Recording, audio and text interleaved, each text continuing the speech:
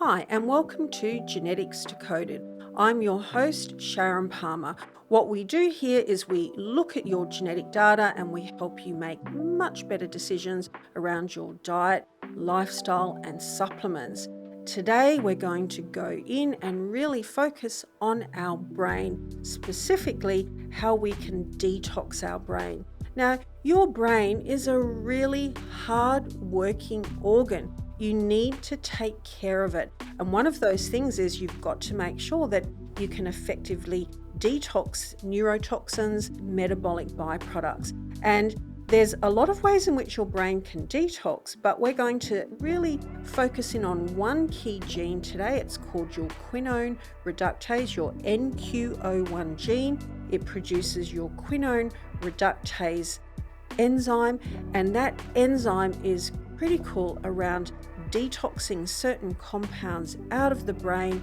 And you want this process to be working well, because when things start to fall apart here, when the brain can't detox, when the brain can't be protected, it starts to deteriorate. And we see that we open up the door to a whole range of neurodegenerative conditions. So stay with me today and find out how we can really protect our brain.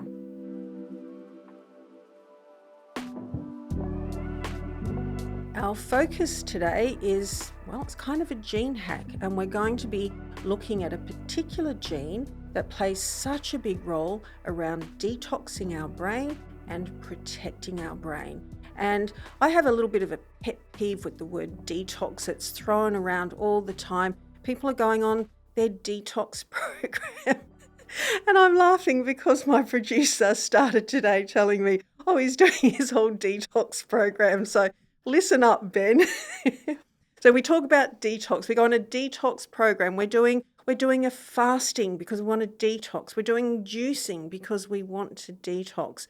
On the whole, it can be a lot of hype and it can end up going nowhere. And your body doesn't detox just because you're doing a detox program.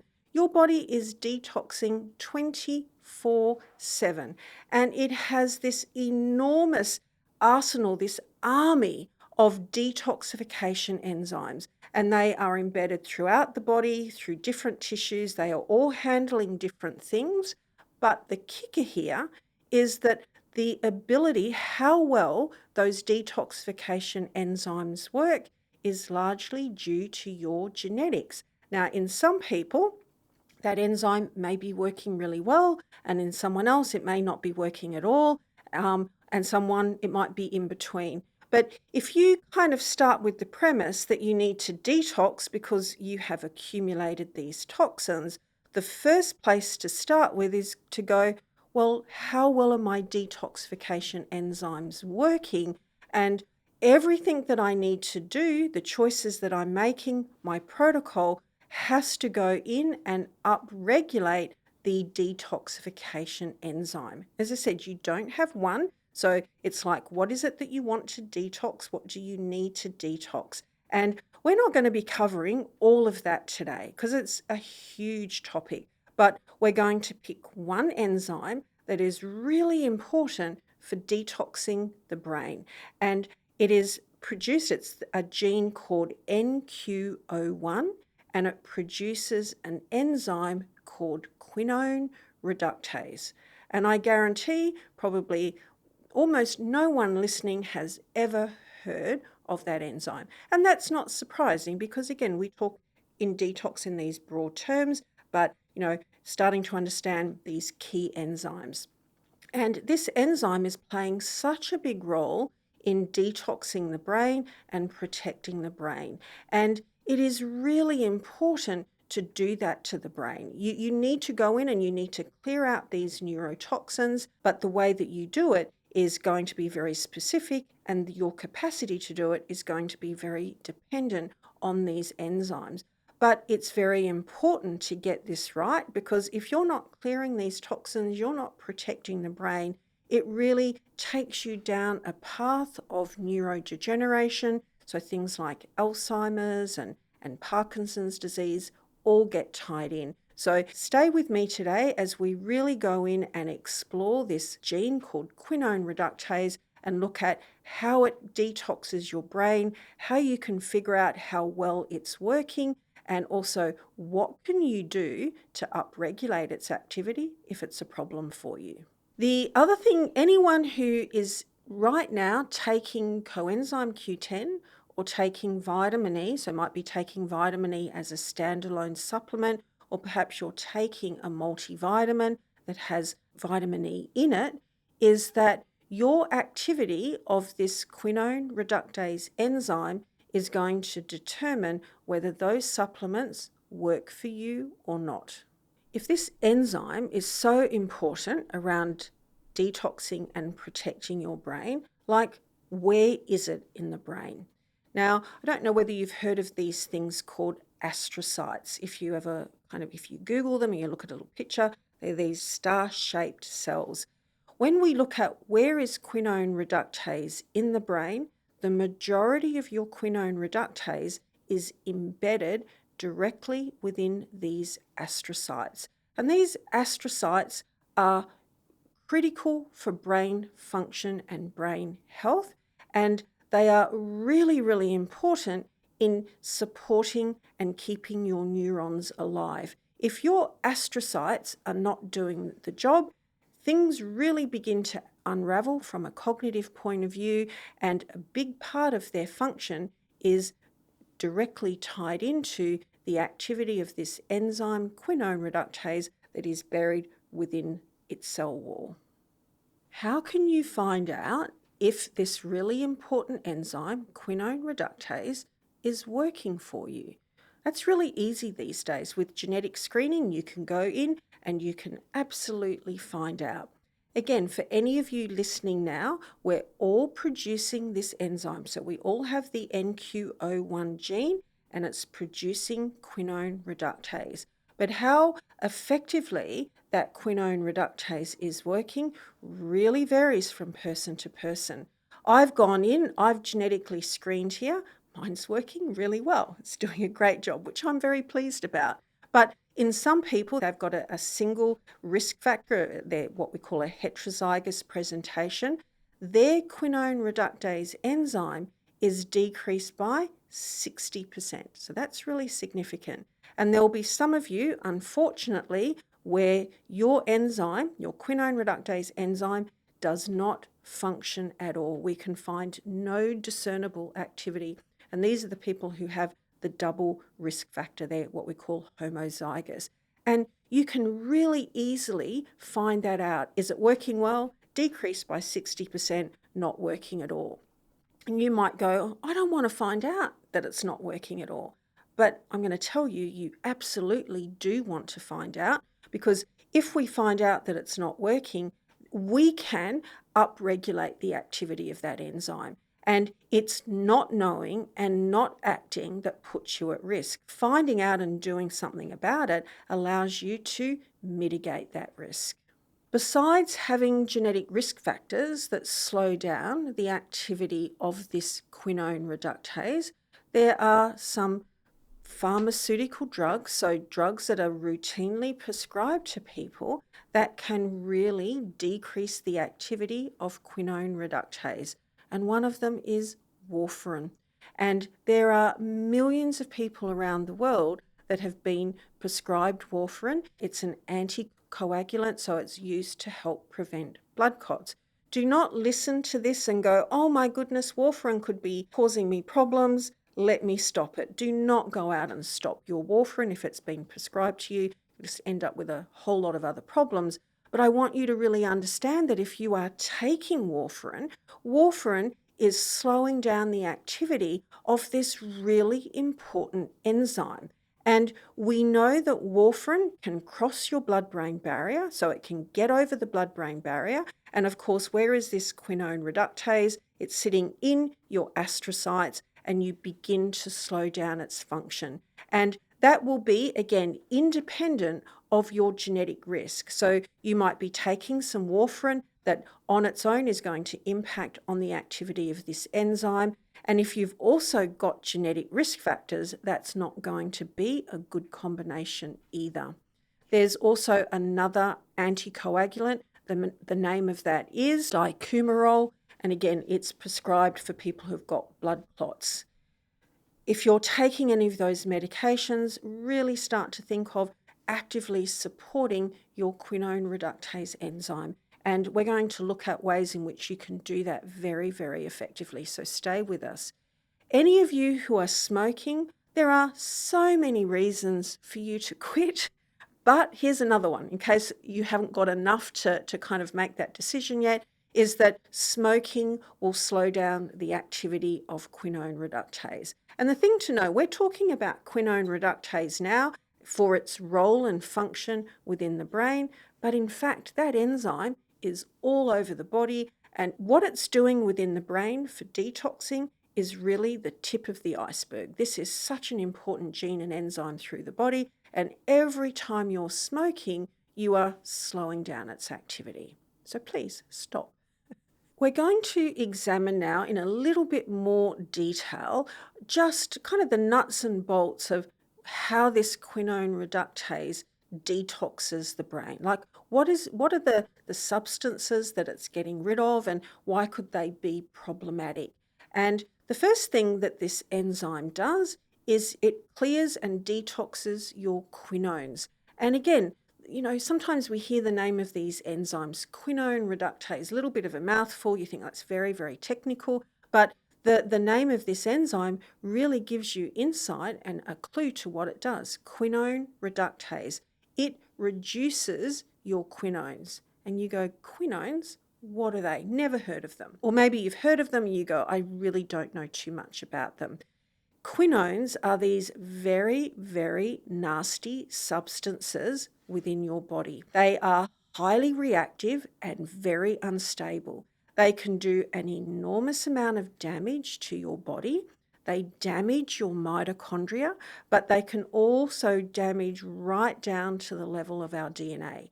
Your body really needs to get rid of these quinones, and your quinone reductase is a major enzyme in helping you to safely get them out of the body. Now, your quinones can come into your body through a whole range of areas. So they can be a byproduct of your own metabolism. A lot of the chemicals and pollutants and pesticides in our environment will be quinone structures. So again, helping to detox and clear these. And again, the research is clear. We're seeing that these pesticides and chemicals really have the ability to cross over our blood-brain barrier, and therefore they're going to really impact on brain function and health over time. Quinone reductase will detox your dopamine, and most of you have probably heard about dopamine. So dopamine is this really important neurotransmitter in the brain. We've actually done some podcast episodes around dopamine and the ability to clear it. But once dopamine has performed its role, you need to metabolize it and clear it out through the body. But there are some metabolic byproducts of dopamine, and one of them is called aminochrome, that can be incredibly toxic to the particular brain cells. And they're the brain cells that are associated with the risk of Parkinson's disease. So you get these dopaminergic neurons, and they are very vulnerable to the toxic effect of this aminochrome. So again, for anyone who's got Parkinson's or has Parkinson's in the family, the ability to safely clear and metabolize this dopamine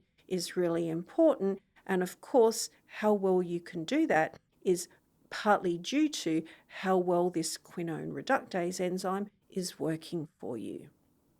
Have you ever thought about what is your brain made up of? We know it sits up in the cranium. We think it's just this blob, and we know that it does really important function. But what is it actually made of? Surprisingly, 60% of your brain is fat, and fat can become oxidized. So, when you smell these oils or butter that have gone rancid, that is oxidation. So your fat is really vulnerable to what we call oxidative stress. Now, if 60% of your brain is fat, then it makes sense that You've got to strongly protect that fat in the brain from this process of oxidation.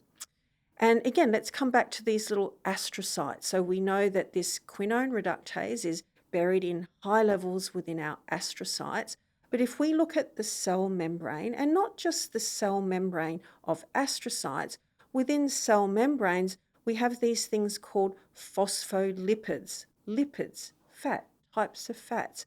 These phospholipids are playing a real role in the health of the cell membrane. How well those phospholipids are performing will play a big role as to what gets in and out of the cell. So nutrients coming in, toxins being released.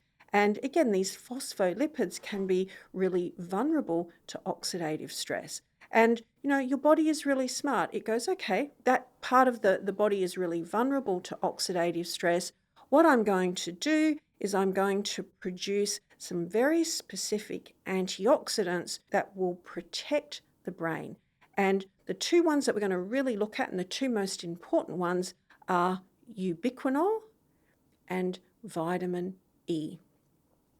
And I kind of started off this podcast saying if you're taking these, maybe they're not working in the way that you think. And when we look at this, you've got to get those forms, you've got to get your CoQ10 and you've got to get your vitamin E into these antioxidant states, into the form that's going to perform from an antioxidant point of view.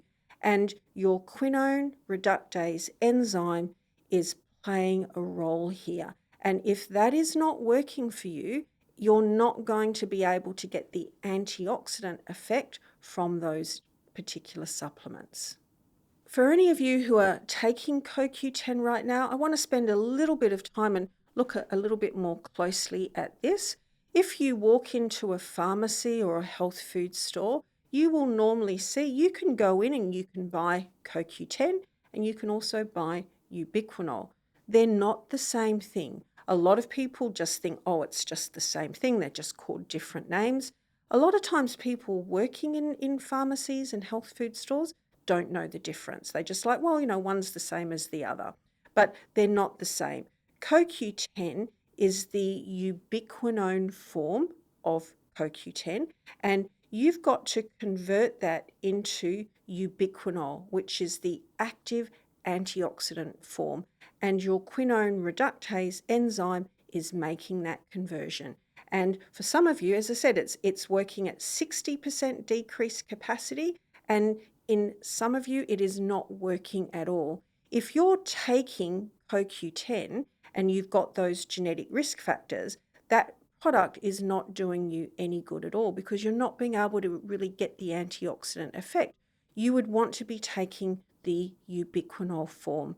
Now, CoQ10 doesn't just come in a supplement. Our body has its own ability to produce this CoQ10 unless you're taking a statin drug.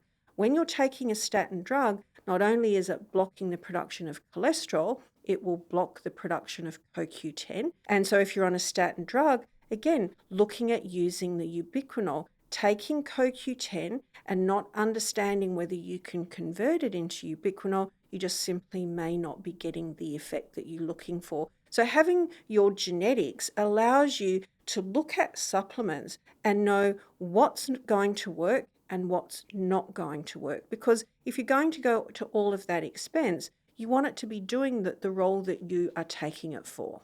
Vitamin E. So any of you out there taking vitamin E, maybe you're taking it as a supplement, maybe it's buried in your multivitamin. My first question is that vitamin E helpful for you? Is it making things better, or is it actually harmful? And again, we don't want to find out that things that we're doing may not only be not doing what we expected, but may be giving us negative outcomes. And vitamin E certainly falls into this category. Now, with vitamin E, there are so many different forms of vitamin E, and they don't all have the same antioxidant capacity. And the form of vitamin E that is one of the most powerful cellular antioxidants is called alpha tocopherol quinone. There's that word quinone. And it's there because you will take vitamin E in one form and you are going to convert it into this alpha tocopherol quinone. And your quinone reductase enzyme performs that function. So if it's working well for you, vitamin E can become a very powerful antioxidant through the body. But the thing is too that we've got to be really careful with things like vitamin E, and vitamin C falls into this category as well, is when those vitamins go into a body that is highly oxidized, so there's a lot of oxidative stress, those vitamins are working really, really hard. And as they're working, they themselves become oxidants. So if you're not careful, things like vitamin E can become pro-oxidants. They stop functioning as an antioxidant and they become pro-oxidants that now become part of the problem. And your quinone reductase plays this really important role in kind of refreshing and what we call reducing your vitamin E. So as it works and it becomes oxidized, your quinone reductase helps to take it back into its antioxidant form. But of course, what if that enzyme is not working for you? You've just done your genetics and you find out is this is where too, when we look at some of the research around things like vitamin E, vitamin A, vitamin C, is that sometimes we go, they're making things worse. The studies get stopped because they're increasing cancer risk, they're increasing mortality. And part of the reasons, the explanation is because of what's sitting behind it. Putting those vitamins into your body, those vitamins on their own are not exerting that effect. The state that they're going into, so how oxidized is that system, and the capacity of your antioxidant enzymes is also playing a really big role. And this is why it's so beneficial to start with your genetic data first, because then you go, now I know what I can and can't do with some of those supplements. And again, you make sure you get it right. What happens in the body if your quinone reductase is not working? So we've established that it's a really important enzyme. It's at high concentrations within the brain. What do we see from the research that if this quinone reductase isn't working, what kind of problems do we find from a brain point of view? And the main concern is that it really begins to open up the door to neurodegeneration. So we're going to look specifically at 6 key areas in which, when this enzyme is not working, you may be at risk. The first one is Alzheimer's. And right now, Alzheimer's is our number 1 killer of Australian women, number 2 killer of Australian men. And we know that quinone reductase is an important enzyme in Alzheimer's disease. When this quinone reductase is not working because of people's genetic defects, we're seeing an accumulation of beta amyloid plaque in the brain. There was also a study done in which they looked at Alzheimer's patients, and then they went in and they looked at the activity of their quinone reductase and whether they had a genetic variant in which this enzyme was not working at all. 50% of the people in that study with Alzheimer's had that genetic variant where that enzyme was not working at all. And again, you don't have to think, oh, I don't want to know that information. If you've got Alzheimer's or there's a family history, going in and finding out the activity of this enzyme is really important because you can do something about changing the activity of that enzyme. Parkinson's, another neurodegenerative disorder that, again, this quinone reductase is playing a really big role. We talked earlier around the metabolism of dopamine and this production of aminochrome. We know that there's a key part of the brain that's really of interest in people that have got Parkinson's. It's called the substantia nigra. It is the part of the brain that really controls movement. And of course, when that part of the brain gets damaged, this is why you see all of these movement disorders that are characteristic of Alzheimer's. What we're seeing is that if this quinone reductase enzyme is not working well, that is where we see a lot of damage to this part of the brain. ALS, or motor neuron disease. I watched my brother-in-law die from that disease, so it made a really, really big impact on me. But again, what we're seeing is when this quinone reductase enzyme is not working, when there's genetic risk factors, we see an increased death rate of these motor neurons. And of course, that impacts on the ability of the muscle to work. So again, family history of ALS, motor neuron disease, go and find out how well this enzyme is working. Multiple sclerosis, also tied into quinone reductase. We're seeing through the research that people who end up with multiple sclerosis, they have a higher frequency of these genetic risk factors that are decreasing the activity of quinone reductase. In people with MS who have that relapsing remittent form, again, they have a higher frequency of these genetic risk factors in their quinone reductase gene. And in people who are not responding well, so MS patients who are not responding well to medication, they also have a higher frequency of these quinone reductase variances. So again, very good enzyme to screen if you've got MS or there's a family history. And the last one we're going to look at is epilepsy.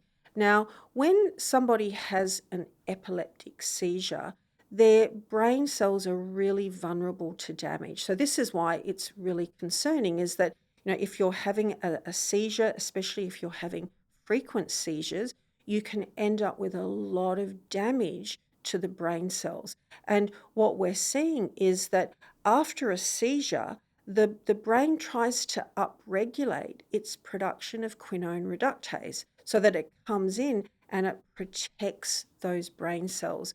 But again, if you don't have the capacity, like if your quinone reductase is working at 60% decreased capacity, or maybe it's not working at all, you're much more likely to end up with some of this long-term brain damage from that epileptic seizure.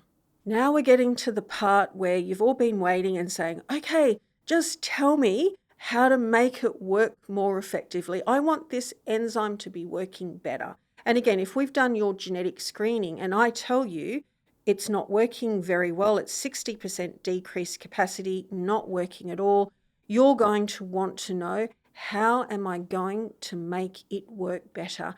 And you can do that really, really easily and really, really effectively. There's a range of different compounds that will upregulate gene expression and the activity of this, but the absolute hero here is a compound called sulforaphane. Now, sulforaphane is found in certain vegetables, so our cruciferous vegetables, our things like broccoli, cabbage, cauliflower, broccoli sprouts have the highest amount. Now, when I'm doing this at a clinic level, I will not use diet alone because the amount of sulforaphane that you find from the foods that you eat is really variable. I want to know clinically that I'm getting enough sulforaphane in so I can absolutely have the impact that I'm looking here for at a genetic level. And you're all going, okay, broccoli sprout powder, next time I'm going to go out and I'm going to buy some of that. I'm going to get online and I'm going to buy my broccoli sprout powder. But be really, really careful. So many of the broccoli sprout powders, the extracts that are in the market, they do not work. They have no capacity to deliver this sulforaphane. So these products, these broccoli sprout products, don't have sulforaphane in them. They have two precursor compounds. They have something called glucoraphanin and they have myrosinase. And upon digestion, these two compounds come together and what they do is they produce sulforaphane. So many of the products that you can go in and buy do not contain myrosinase. They will never, ever lead to the production of sulforaphane. And the company, one, doesn't tell you that because they want you to buy their product, or two, they often don't even know. They haven't done their research well enough. They haven't done their R&D well enough. They don't even realize that their product can't deliver sulforaphane. But everyone's promoting those products as going, it's going to give you this sulforaphane, and sulforaphane is doing all of these amazing things through the body. You need to start with a product that it has the capacity to deliver this for you. And I will always, at clinic level, I'll use a good quality sulforaphane liberating product. I will also really focus around getting people to introduce these sulforaphane rich foods. And one of the best ways is to go out and start buying some broccoli sprouts, or get some broccoli seeds and do it yourself. Things like broccolini and kale, especially black kale, have pretty good levels of this sulforaphane in. But, that is really the go-to intervention here. And I look and I go, how simple is that? You've got this enzyme that could be not working at all. It is playing such a critical role in the body and within the brain. And if you find out it's not working, you can so effectively with sulforaphane support its function and get all of the benefits. One thing I'd like to leave you with today for you to really think about is detoxing your brain is really important. It's complicated. There's not just one thing, but what we've looked at today is one very important enzyme called quinone reductase. You can very easily go in and find out how this enzyme is working. You can very effectively make it work better for you. And if you're suffering from any neurodegenerative disorder, or you've got a family history of neurodegenerative disorders, then it's really worthwhile going in and looking at the activity of this enzyme. But even if you don't have any of those in your family, which is a good thing, knowing that this enzyme is so important around our brain, around protecting it and around detoxing, it is a good thing to know, because if you find out that this enzyme is not working for you, you can be really, really proactive. If you're interested in personalized health and using your genetic data to make much better choices around your diet, your lifestyle, your supplements, please feel free to get in contact with us at iDNA Health. We service patients all around Australia and overseas. If you've done your 23andMe or you've done your ancestry, we can take your raw data file, upload it into our software and report on it, or we can post you out a kit. It doesn't matter where you are. But the more I use genetics at a clinic level, the more I understand just how much insight it can give you and allow you to make much more effective choices around your health. If you were listening today, as always, please note that the information here is not for medical advice. It is really just to give you a lot more understanding and for you to take that and to start to think how to make better choices. If you liked the episode today, please go in and like and subscribe. If you've got friends and family who you think might really benefit from this information, please share that with them. What we're trying to do here is get people understanding how they can make better choices and improve their health. Thanks for listening to the podcast today. If we've started to increase your interest around clinical genetics and you think you would like to find out a little bit more, please feel welcome to reach out to us at iDNA Health Clinic. We're proud partners of this Genetics Decoded podcast. It's a real opportunity to get in touch with us and find out how you could go down this pathway yourself. If you liked the podcast, enjoyed it today, please go in and push all the buttons, like and subscribe. It really does make a difference and supports what we're trying to do here.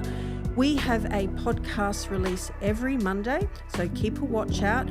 All of our topics are around genetics and health, and we would love you to join us every week.